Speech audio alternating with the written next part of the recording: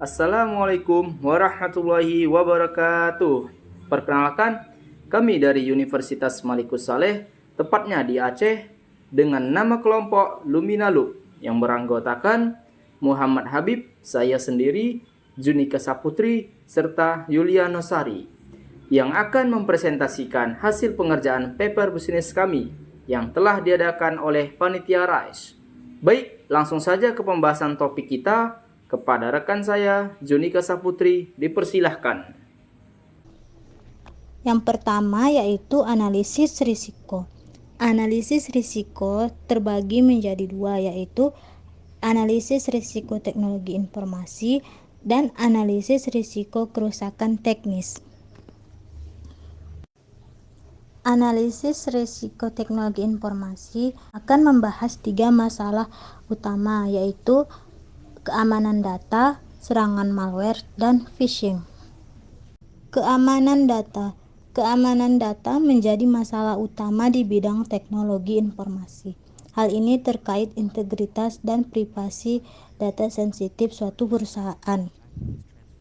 Contoh permasalahan terkait keamanan data yang dapat terjadi pada aplikasi GoCrane antara lain: 1. Pencurian data serta penjualan data penting perusahaan oleh karyawan yang tidak bertanggung jawab.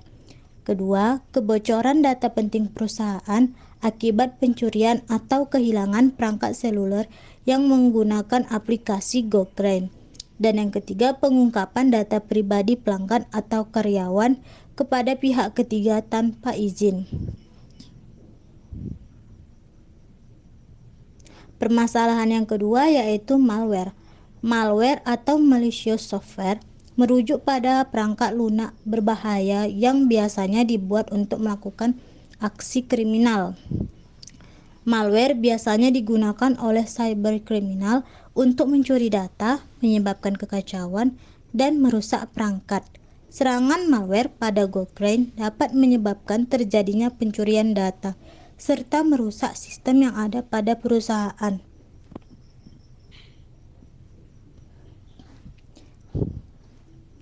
Dan yang ketiga yaitu phishing. Phishing adalah upaya untuk mendapatkan informasi data seseorang dengan teknik pengelabuan. Data yang menjadi sasaran phishing adalah data pribadi, data akun, dan data finansial.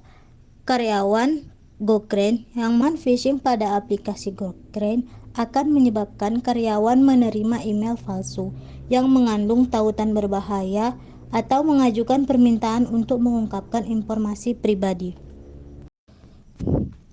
Analisis kerusakan teknis. Yang pertama yaitu pemadaman listrik.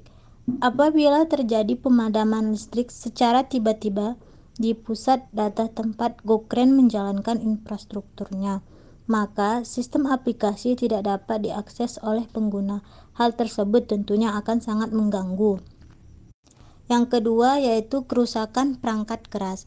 Server utama GoCrane dapat mengalami kegagalan perangkat keras yang mengakibatkan penurunan kinerja atau bahkan tidak dapat diakses sama sekali. Baik, berikut adalah beberapa solusi terkait dengan permasalahan yang telah dijelaskan sebelumnya. Yang pertama ada solusi atas permasalahan teknis seperti kegagalan perangkat keras, pemadaman listrik, dan pemulihan data.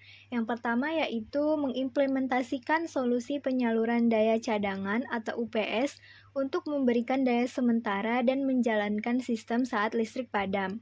Yang kedua yaitu terapkan teknologi RAID atau Redundant Array of Independent Disk pada sistem penyimpanan untuk mengurangi resiko kehilangan data akibat kegagalan disk. Yang ketiga yaitu melakukan pencadangan data secara teratur dan menyimpannya di lokasi yang terpisah, sehingga data dapat dipulihkan jika terjadi kehilangan data. Pentingnya mencegah kegagalan atau gangguan lebih baik daripada hanya mengatasi dampaknya. Oleh karena itu, GoCrane harus memiliki rencana darurat yang baik, melakukan uji coba kegagalan sistem secara berkala, dan selalu memperbarui infrastrukturnya untuk menghadapi tantangan baru dalam keamanan dan ketersediaan sistem.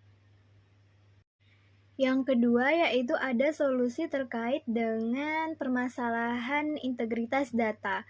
di mana integritas data ini berkaitan dengan sistem basis data pelanggan. Yang pertama ada deduplikasi data, di mana aplikasi GoCrane harus melakukan deduplikasi data secara berkala untuk mengidentifikasi dan menggabungkan duplikasi data pelanggan dalam basis data. Hal ini membantu menghindari pengisian data ganda yang dapat merusak integritas data. Yang kedua ada audit data, yaitu melakukan audit data secara berkala untuk memeriksa integritas data dan mengidentifikasi data yang mungkin rusak atau tidak konsisten.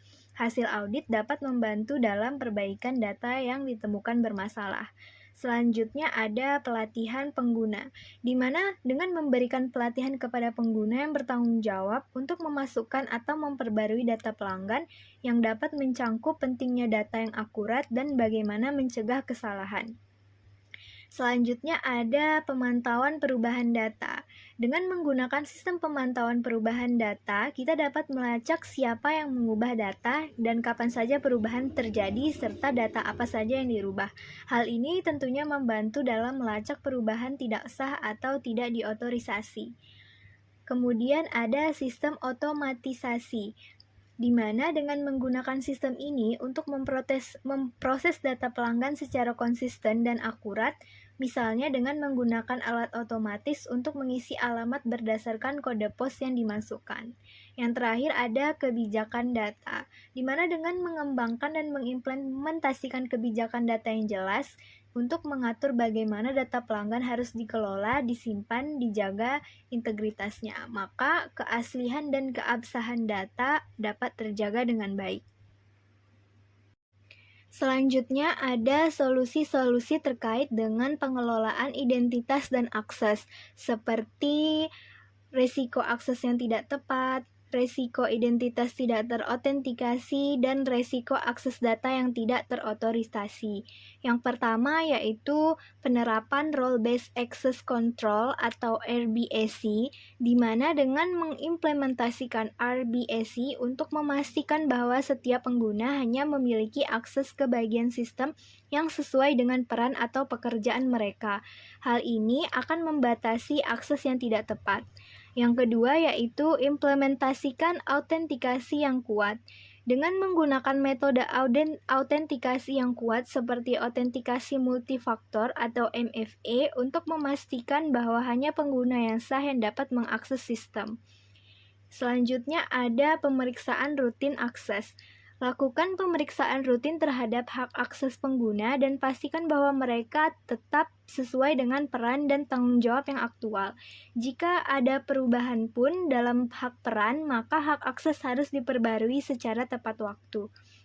Yang keempat ada audit akses.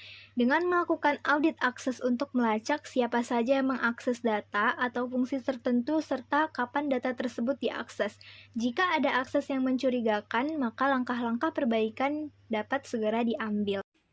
Baik, terima kasih kepada rekan-rekan saya. Adapun kesimpulan terkait analisis dan solusi yang telah dipaparkan dapat kita simpulkan, di mana yang pertama yaitu mitigasi risiko adalah proses penting dalam manajemen perusahaan termasuk GoCrane.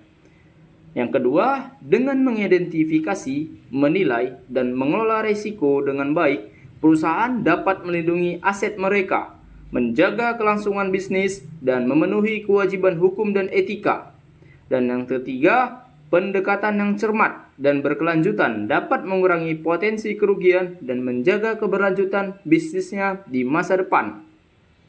Serta saran yang kami lakukan yaitu yang pertama, melakukan peningkatan inovasi teknologi secara terus-menerus, di mana mencakup fungsionalitas, keamanan, dan antarmuka pengguna sesuai dengan kebutuhan. Melakukan pelatihan karyawan dengan teknologi baru agar dapat memanfaatkan sepenuhnya potensi teknologi tersebut. Sekian dari presentasi pembuatan video kami. Kurang lebih kepada Allah kami meminta ampun. Wabillahi taufiq wal hidayah. Assalamualaikum warahmatullahi wabarakatuh.